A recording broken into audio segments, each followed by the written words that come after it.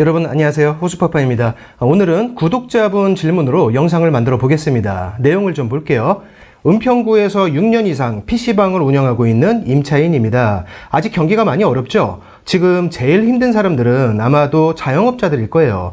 우리 구독자분도 더 이상 버티지 못하고 폐업을 하려고 준비 중이랍니다. 그동안은 묵시적 갱신으로 계약이 계속 연장되어 왔는데 이번 5월에 또 묵시적 갱신으로 연장이 된 상태고요. 임대인은 건물을 팔려고 합니다. 그런데 새로운 임차인을 구하려고 하니까 구하면 안 된다고 한다네요. 새로운 임차인이 들어오는 것을 임대인이 반대하고 있는 거죠. 임대인이 이렇게 하는 것이 법적으로 유효한가요? 방법이 있을까요? 이런 질문입니다.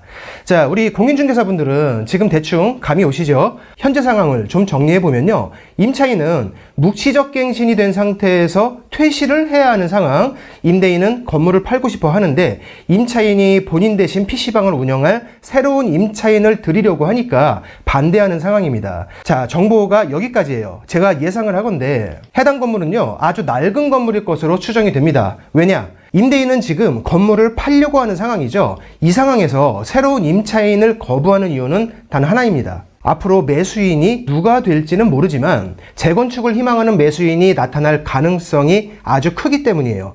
낡은 건물을 매수하는 사람들은요, 재건축을 하기 위해서 매수하는 경우가 많고요. 이때 매매 조건으로 임차인들의 명도를 요구하는 경우가 아주 많습니다. 이렇게 임차인 명도를 조건으로 하는 그런 매수인이 나타날 가능성이 크기 때문에 새로운 임차인이 들어오는 것을 불안해하는 거죠. 왜? 새로운 임차인이 들어온다면 그때부터 그 임차인에게 10년을 또 보장해줘야 하니까, 이런 이유로 해당 건물은요, 많이 오래됐을 것으로 추정된다. 자, 그러면 임대인은 나가려는 임차인에게 이렇게 강제할 수 있느냐? 결론 먼저 말씀드릴게요. 임차인과 협의는 할 수 있지만 강제하는 것은 위법입니다. 새로운 임차인을 받는 것을 방해한다면 그것도 위법입니다. 확실히 정리하기 위해서 관련법을 잠깐 보겠습니다. 일단 현재 묵시적 갱신이 된 상태이죠. 이 상황에서 임차인은 임대인에게 계약 해지를 통보할 수 있어요. 이 통보는 3개월이 지나면 효력이 생기기 때문에 임대인은 임차인에게 무조건 3개월 후에는요, 무조건 보증금을 돌려줘야 합니다. 만약에 질문을 주신 우리 구독자님이 퇴실만을 목적으로 한다. 안에 인테리어도 되어 있고 컴퓨터가 많이 있겠죠. 경기가 너무 어렵고 또 현재 권리금을 좀 많이 받을 수 있는 그런 경기도 아니기 때문에 손해를 최소화하기 위해서 그냥 다 중고로 처분하거나 폐기하고 빨리 퇴실하는 것만을 목적으로 한다. 그러면 다툼이 없겠죠. 하지만 임차인분은 지금 다음 임차인을 구해서 권리금을 받고 인수해 주기를 원하시는 것 같아요. 맞죠? 자, 그러면 퇴실에 관한 것은 지금 봤고 이제 권리금 회수에 대한 조항을 보겠습니다. 상가건물 임대차 보호법 제10조의 4, 여기에 임차인의 권리금 회수기의 보장에 대한 규정이 있는데요. 임대인이 이를 방해하면 위법입니다. 즉, 특별한 이유가 없다면요, 지금 우리 구독자님이 새로운 임차인을 구해서 권리금을 받고 넘기는 것을 임대인이 방해하거나 거부할 수 없는 거예요. 법에 정확하게 명문화되어 있습니다. 다만 구독자님은 이제 통보를 했기 때문에 앞으로 3개월 안에 새로운 임차인을 구해야 합니다. 이 부분을 정확하게 알고 진행하셔야 해요. 그러니까 권리금을 너무 많이 받으려고 한다면 새로운 임차인 구하는 것이 좀 오래 걸리겠죠. 3개월 안에 구하지 못한다면 그냥 나가야 하는 경우도 생길 수 있고요. 제가 이전 계약서의 특약까지는 잘 모르겠지만 잘못하면 계약서의 특약 내용에 따라서는 원상복구의 의무까지 발생할 수 있습니다.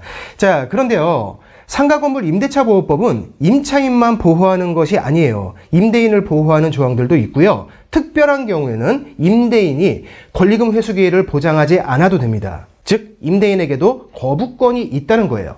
얘기 나온 김에 거부권이 발생하는 그 특별한 경우까지 볼게요. 첫 번째가 과거 임대차 계약 기간 중에 임차인의 의무 위반이 있었던 경우, 임차인이 3기에 해당하는 금액에 이르도록 월세를 연체한 적이 있다거나 임대인 동의 없이 전대를 했다거나 고의나 중과실에 의한 건물 파손 같은 이런 행위가 임대차 계약 기간 동안에 있었다면 임대인은 권리금 회수 기회를 보장하지 않아도 되기 때문에 임차인은 3개월간 월세를 내다가 그냥 나가야 합니다.